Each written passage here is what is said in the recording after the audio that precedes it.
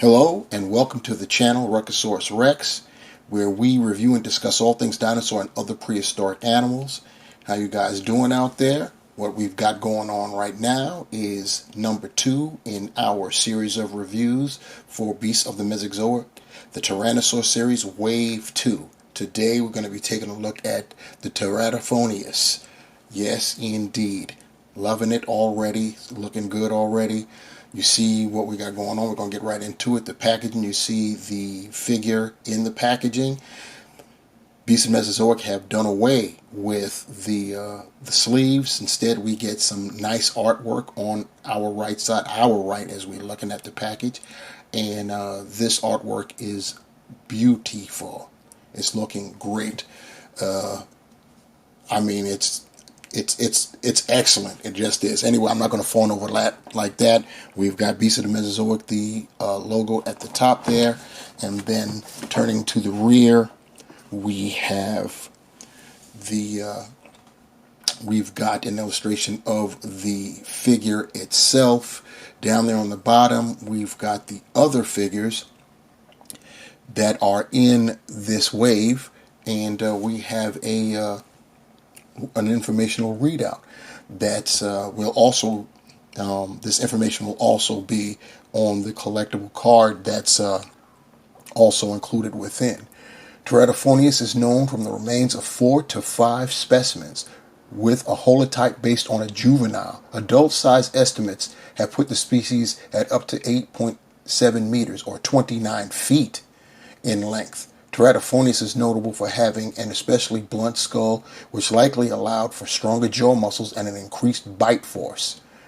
That sounds familiar of tyrannosaurs. It shared its wet and humid environment with many other dinosaurs, including Utaceratops, Cosmoceratops, and Nasutoceratops. So you know we're going to have some comparisons with at least 2 out of those 3. The stats: 6 meters or 20 feet. That's a juvenile, and that's what this particular figure is representative of, a juvenile. The weight is 1,470 pounds, 1,470 pounds. Location: Kaiparowit Formation, Utah. Time period: 76 to 77 million years ago, late Cretaceous, discovered by Thomas D. Carr in 2011. So yeah, this figure is 12 inches long, 20 points of articulation. It's got, of course, the rods. It's got the 3 sets of feet and the wire and the last section of the tail, and of course we get that base. Like I said, this figure is representative of a juvenile at the 12-inch mark. 12 inches would probably, if I'm doing my calculations right in my head, that's going to come out to, I believe, about 18 feet. So it's a subadult. It's a juvenile, probably a teenager. Subadult would probably be about 20 feet, 22 feet, if the estimates are correct about it growing up to 29 feet. But once again, we only have specimens of the younglings. And as always with Beasts of the Mesozoic, there's a backdrop included with all of their figures. And this time it's no exception. We've got a backdrop that's showing a very lush environment, very similar to what was described in the informational segment on the back of the packaging. That same information will be in the back of the card that comes with it. You see we've got the artwork that we had on the front too, and on the back we'd get that information, and we'd also get some figure art to go with it.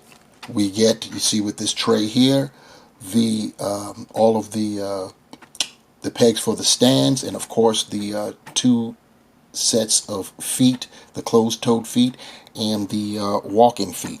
And also, always included with Beasts of the Mesozoic, we get a base, and here we go again. When I say always, I'm talking about with the Tyrannosaur series. The Raptor series too, we'd always get a base. You can see there's a hole for the peg, and there's also the peg for the stands, there are pegs for you to use to stand your action figure Teratophoneus up on. You see, this is like a muddy type of terrain with moss, so pretty nice base there. And now we've got the main event, the Teratophoneus itself, and very nice looking figure. And looking at the dimensions, you know, the long legs and the kind of narrow snout, I would say this is representative of a juvenile. It is 12 inches long, so that is representative of an 18-foot animal.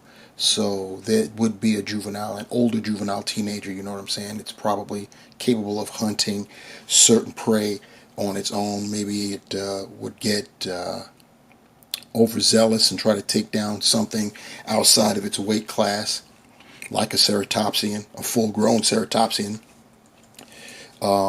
You know, sky's the limit with that. But according to scientific discovery and estimations, these critters grew to nearly 29 feet long. I would probably say 25, 26 on average, but there are some scientists that have put them all the way up at the 29-foot mark. I think that the 25, 26 foot range is more probable. You're probably wondering why he's not on the rotating base. That would be the time for it would be during this segment, but he was demonstrating being problematic standing up on its own. I always like to see if these guys can stand up on their own. Yes, they get the help with pegs and stands and things of that nature, but it's nice to see if they can stand it on. So I managed to get our Teratophoneus in this stand. Unlike the larger tyrannosaurs that come with additional legs that are articulated, this 12-inch size, the legs are automatically, they're just articulated. You get other feet, and there it goes. See, he fell over. I'm not even going to take that out because I let you guys know that it was problematic to keep him standing. So it's going to be like that. Anyway, there he goes again. He may go over again before I'm out of this segment, but you guys already know I was keeping it real with you. But yeah, he can stand on his own. You see, I've got him wide-legged in order to do that. If you try to do it with him with the legs close up, he's not going to do that on its own. The weight disbursement is just too severe on one end. He's too front heavy, so to speak. So you're not going to get that. Anyway, enough about that. As far as the coloration, this figure is the colors inspired by the painted terrapin turtle. Look that up if you want to see what that looks like. And I do believe that that's the first turtle to get some love via the inspiration out of all of the figures from Beasts of the Mesozoic so far. I can't recall any turtles being the inspiration for any of the color schemes. But it is a nice color scheme. It's you see, it's a menagerie. I think the base color is like a cream color. You've got blacks at the top there going along, and we've got some browns, different shades of brown, like rustic browns, and then caramel kind of browns, and we've got some nice coloration for the eyes and the legs. But we'll check that out as we move up close on our Teratophoneus. Going to bring it up now so you can see what's going on. And yeah, look at that skull. As always, I love looking at the skulls. And it's got the symbolic crest that tyrannosaurs have. And this one is like a caramel type of color. If you guys can see that. I don't know. My light doesn't seem to be the greatest right now. See if I can make it a little bit better. But yeah, so that's what you can see right there. You've got, like I said, you've got browns. There's some black in there. And then, of course, like I said, the base is cream underneath. There's some black going on. And we'll open up the mouth. We already know that they all come articulated. That's about the widest you'll get the mouth. It's got the nice wet look going on. You can see under there the teeth are done. Of course, Mr. Silver makes his Tyrannosaurs with lips. There seems to be a swing back towards them having lips, and we'll see if that gets picked up by some of these other companies like PNSO. Anyway, going down, you see that the Teratophoneus has a long neck there, and you see the colors going on there. He's got the traditional smallish arms of a Tyrannosaur. They're longer than, you know, a Tarbosaurus or a Tyrannosaurus Rex, but they're, you know, kind of short, and got the nice claws painted black. The insides of the arms are got that cream color, and the paws themselves have got that dark brown, as you could see going down. You could see the cream, and then there's some black spotting there. Then you go down, and then there's this I wouldn't even know what to classify this color as, but it's there. And then you see browns on top of that, and there's browns right after the black there, and then it goes right into that creamish type of color, which is cool. Then that hind limb, it's got more of the same, and then you go down, looking at the front there, you see the scoots are a nice brown color, and then of course with the toes, and of course those toes are also painted black. Going down the tail, you got more of that going on. Oh, and as far as the tail, I was mistaken. I'm still thinking in terms of the larger, you know, 16-inch and above figures that have 3-section tails. This is just one section, and it's total bendy wire, the entire tail. So I stand corrected. So now looking at that, you see the striping going on there, and then turning that around, you could see some more of that going on. And then we come back the other way. There's that long leg, that long right leg, and you see all of that nice detail there. You've got folds in the skin, stretching, and then there's on this side. So looking real nice. Turning underneath, you see what we got going on with the throat. Some nice browns, and then you got that cream going down, striping. So pretty nice there. And I'm going to turn this back around this way so we can get the articulation going on. We already showed about the mouth. The head can move left, right, slightly up and down, and then the neck is real good. You can get some good neck movement, especially when you combine it with that head. You can get some nice turns left and right. It goes up. Look how far up it goes. That's crazy. And it can go down. So you've got that. As far as the forelimbs are concerned, you've got rotation. It will flail out, as you can see. The paws will move in and out, and you do get swivel at the elbow, so that's cool. Right there, you've got some articulation there, mid-torso, left, right, and some up and down.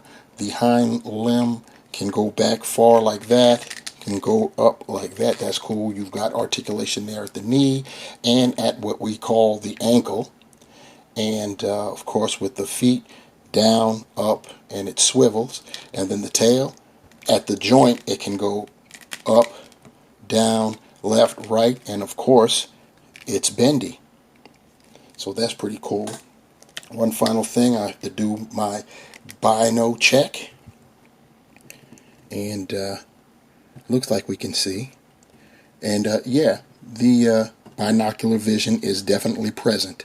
When I was talking about boxing outside of his weight class, it's something like this that I'm talking about. This is I'm about to say PNSO. Nope, not PNSO. Beasts of the Mesozoic. Cosmoceratops, which was, I'm sure, a prey animal for Teratophoneus. Especially the adults could definitely handle a ceratopsian of this size if it was like 25 feet. This is an 18-foot long Teratophoneus, and it might be able to take it down. You have to take in consideration it does have strong jaws, so if it manages to clamp around that throat it may be a done deal for the Cosmo. Here's a different angle of this little confrontation here. And now for a quick change up, another ceratopsian that lived alongside Teratophoneus, and I'm sure that it preyed upon. We've got the increasingly popular Nasutoceratops. And of course, I've got to give you another scene. And here we have our Teratophoneus beside the only other figure in this wave 2 of the Tyrannosaur series of Beasts of the Mesozoic that I've reviewed so far.